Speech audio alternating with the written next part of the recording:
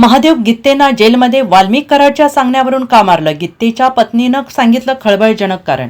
महादेव गित्ते यांनी जिल्हा कारागृहाच्या प्रशासनाला दिलेल्या तक्रारीनंतर त्यांची पत्नी मीरा गित्ते यांनी वाल्मिक कराड यांच्यासह गँगवर अनेक गंभीर आरोप केले आहेत. महादेव गित्ते यांनी बीड कारागृहात झालेल्या मारहाणीचे सीसीटीव्ही फुटेज तक्रारीत मागितले आहेत आणि ते प्रशासनाने द्यायलाच हवेत. याला वेळ का लागत आहे असा सवाल मीरा गित्ते यांनी उपस्थित केला आहे. कारागृहातील मारहाणीचे प्लॅनिंग 3 दिवस आधीच केलं गेलं होतं.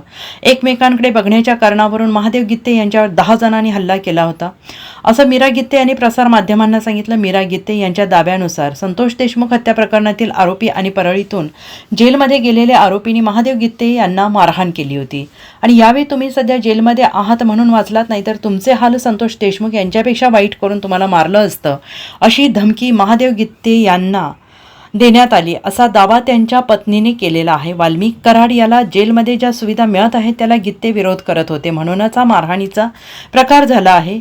बापू आंधळे खून प्रकरणात वाल्मिक कराड यांचे नाव 302 मध्ये घेतलं पाहिजे. या प्रकरणातील सर्व आरोपींच्या गुन्ह्याची तपासणी केली पाहिजे. मी आज बीडच्या पोलीस अधीक्षकांची भेट घेणार असून जेलमधील मारहाणीच्या दिवशीचे सीसीटीव्ही फुटेजची मागणी करणार आहे अशी माहिती मीरा गित्ते यांनी केली आहे.